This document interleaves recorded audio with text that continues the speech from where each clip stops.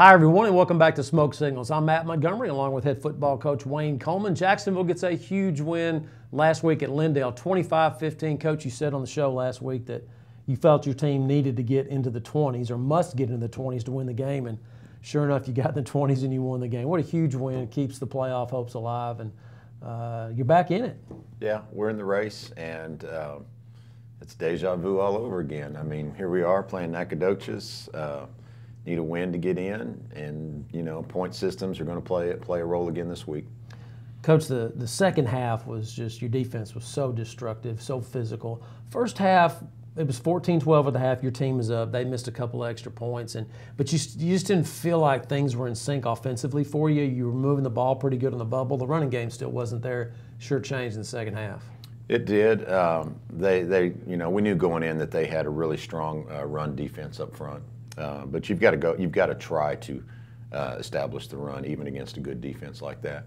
And we just had to make some adjustments, go to the quick passing game when we found out that the run was going to be tough. Coach, coming into the ball game, Lindale with a big quarterback, very physical player, had a great touchdown run there to get one of their scores in the first half. But after that, your defense really stepped up. I can't say enough about the defense. The front, the linebackers, they stepped up and played physical, and he didn't want to run that ball much after that. We really put some good licks on him. The kids stepped up, played really physical Friday night. I thought our defense had their best game of the year. I can't remember a game where not only did Jacksonville have 3 interceptions, but you had them all in that one-quarter span right there where it just kind of turned the game. I mean, it did turn the game, it did. Yeah, there's no doubt. We talk constantly about the effect that turnovers have on the game, and knock on wood, we've done a pretty good job of taking care of the ball, and our defense has really become ball hawks. We're always trying to strip the ball. We're always looking for the interception, and those things that you practice every day in practice, sometimes they don't come true in the game. But Friday night, the turnover circuit that we practice all the time, it came through for us. And besides your quarterback for Lindale, Heineman, a big kid, 230 pounds. Jordan Robinson, their running back last year, he came to Tomato Bowl as a junior, ran for like 180 yards. So the other night, man, he was bottled up. You really had a good game plan to contain him. Well, it's a result of so many returners on our defensive unit, and we knew that coming into the season, that the defense was going to be should be the strength of the team with so many returning starters, and they've really done a good job of keeping us in ball games this year. Coach, can you remember a season where special teams, punting, kickoff returns, kickoffs had played such a role in your season? Like, once again, the other night, opening kickoff, Josh McDowell goes 68 for a score. Once again, just another thing that you practice every week. Everybody, has the high pop-up kicks now that they use on the kickoffs, and you have to have some kind of a return set for that, and that's our cowboy call. And when the kids know when we're calling cowboy from the sideline that we've seen something to alert them that it's going to be a short kick, and they know to change the blocking scheme. And so the kids did a great job of executing, and we've talked on the show, about how playing with great effort's great, but at some point you have to execute better, and we really executed well on the first play of the game. We'll look at the highlights in just a moment, Coach, but let's talk about that last part of the ball game. When you have 6 teams in a district, points come into everything. You're doing the victory kneel at the end of the ball game, and our viewers may want your explanation about what happened. Dontrell Session, Jacksonville's quarterback, took a knee, came back the next play, looked like he was going to take a knee, popped up, throws a touchdown pass to Cade Chandler. It doesn't count. Tell us what happened.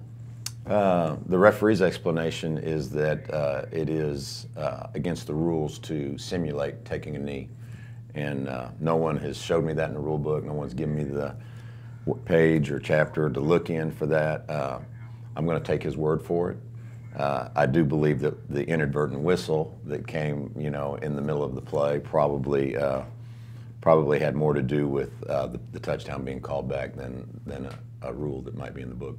Yeah, clearly. I mean, Lindale was not ready, and Cade Chandler was going to go in for the score. But the key part of that is White House beat Jacksonville by 17 points. So that's what you were trying to do. You were up by 10 on Lindale. You're trying to get to 17. Yeah, no doubt. And there's so much planning that goes into a game. And literally Friday morning, we drew this scenario up on the board for the kids, for the whole team, and told them we're going to be up by 10 at the end of the game. We're going to be taking a knee, and we're going to need these 7 points, so we're going to execute this play. And it just didn't work out in our favor, and that's probably that's one of the best officiating crews for sure in East Texas, Absolutely. if not Texas. Yeah, and we've seen those guys a lot. Yeah, that's a top-notch crew. Yeah. So just one of those things didn't work out in our favor that time. We just got to make sure that points don't play into the scenario Friday night. And our motto this year is leave no doubt. So let's make sure that we don't have to count on points this week. Yeah, we'll talk about some of the scenarios. We'll do that when we talk about the Nacogdoches game coming up. Let's take a look at some of the highlights from Jacksonville-Lindale last Friday night. There was a lot of them.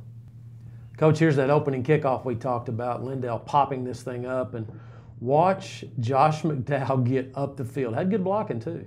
Yeah, really, it's a pretty good kick. He lands it right on the 30, which is where you want it. And but the kids on the Cowboy call, they turned and got their blocks quickly, and that's the result of execution and a great running catch by Josh McDowell. And here's your second touchdown with 4:37 remaining in the second quarter. Big play, Jayshon Bush from Dontrell. Got a lot of cushion coverage out there on Jayshon, and he just makes a play in the open field. Short pump here by Dontrell on this next play where, does the pump fake and throws deep to Cade Chandler, but Lindale gets there and breaks it up. Could have been a big one. Great job by Lindale. They changed the coverage up for the first time that game, and they got us on that play. Yeah, didn't get the right trajectory on that one. Here's a big hit by Deshaun McCune at the goal line, stops the 2-point conversion, and boy, Deshaun really stopped this. Look at that. Oh. Yeah, Deshaun had a couple big hits during the game. Our defense really was physical Friday night. And here's one of the more athletic interceptions, one of 3, and it's Deshaun McCune again. Look at that. Yeah, good game by Deshaun, especially coming off that week off where he had to sit out for the concussion. Coach, this is a real game turner here. It's 9:59 remaining in the third. You came out, you get the 3 and out, and then you get the pick by Jayshon. Look at that. Yeah. Great ball awareness by Jayshon, reading the quarterback, and sets us up for another touchdown. Second touchdown catch by Jayshon Bush from 10 as Dontrell finds him out there. And lots of pressure on Dontrell. He got the ball out just in time, and nice route by Bush. Another completion to Jayshon Bush for 22 yards here on the Lowe's pump fake.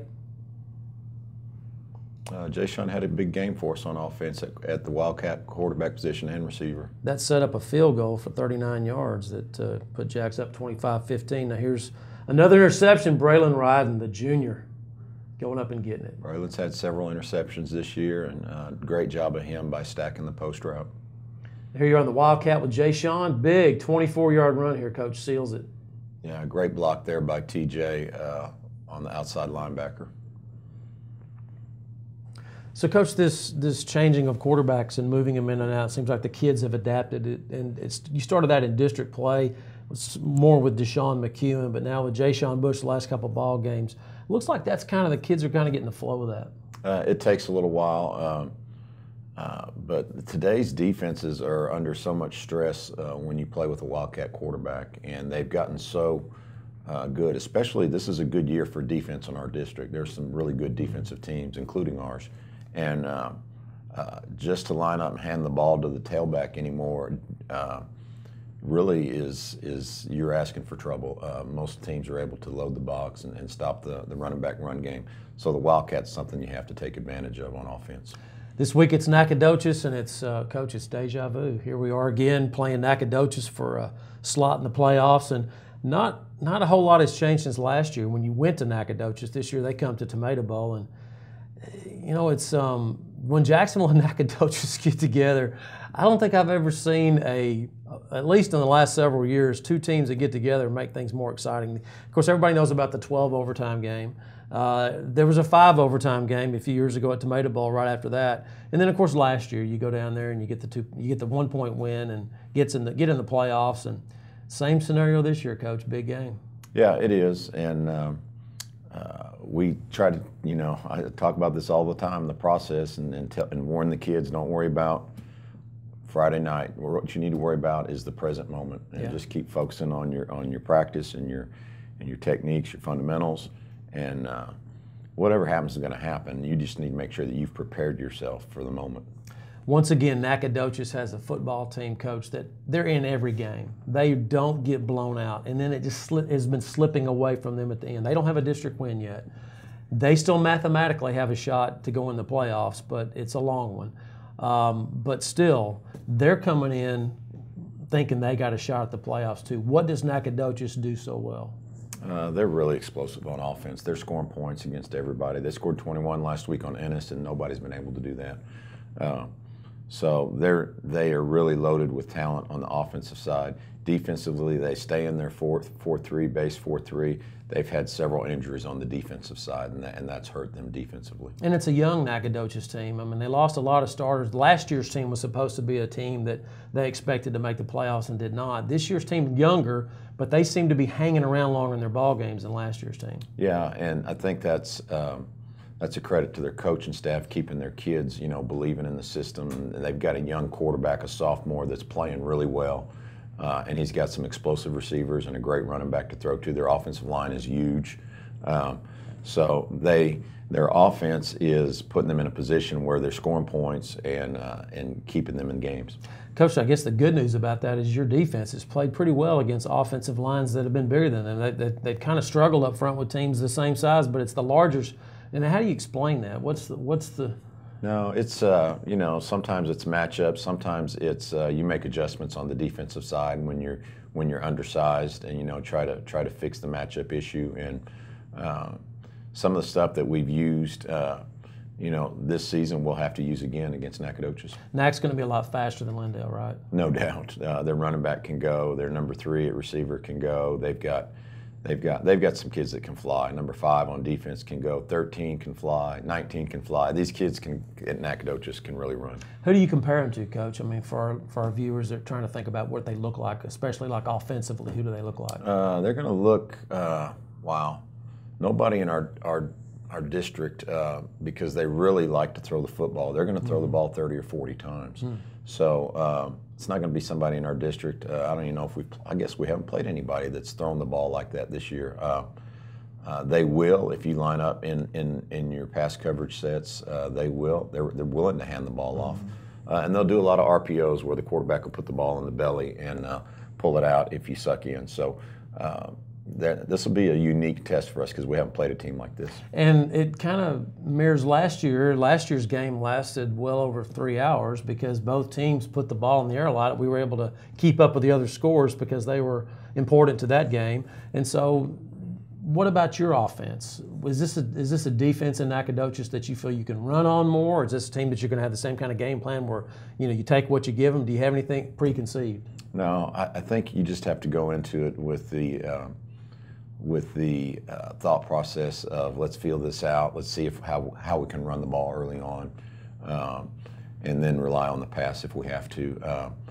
We've got good running backs. We'd love to get D. Spencer more touches. We'd love to get TJ more touches. It's just a matter of the strength of our team right now is in our receiving crew, and at least on the offensive side of the ball. So we're going to go in there and see what they're going to allow us to do. Coach, keys to the game. Man, if I told my defense yesterday at practice, I said, I know they're bigger than you. I understand that. I know they got great receivers. Just keep creating turnovers. Yeah. It's so hard to win a football game if you lose the turnover battle. And we got to keep doing that. We've done such a good job of that all year. And if we can do that again, I think, there's lots of factors, but really, forcing those 3 interceptions last week, that was the difference in the game. And we need to try to do something like that again this week. Coach, last thing without getting into all the calculus and algebra of the point system, it's pretty simple. White House beats Lindale, Jacksonville beats Nacogdoches, it's over. Yeah, the odds makers would say that's probably the most likely thing to happen.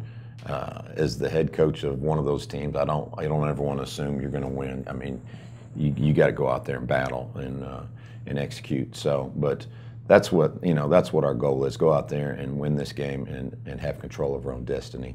There is the chance that we win, and Lindale, if they would beat White House by 14 or more, we wouldn't make the playoffs. Right. So we just got to take care of our business.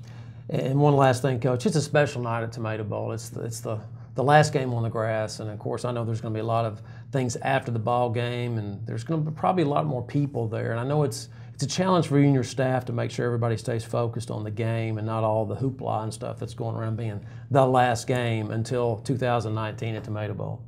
Yeah, it's fun, but then also you're playing for a playoff spot. Yeah, you just got to block out the distractions. And last week's character trait was called "Be Where Your Feet Are," and trying to emphasize to the kids, no matter what the surroundings are or what happened yesterday or what's going to happen tomorrow, if you don't win or if you don't win by this many points, or don't worry about those things and just keep focusing on the job at hand. And I think that's a great life lesson for them, and it'll be a good test for them this week.